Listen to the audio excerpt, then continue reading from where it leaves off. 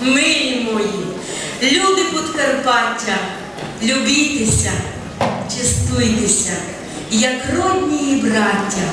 Наші гори й полонини не є краще в світі, і поточки наші, річки, сонечком зогріті.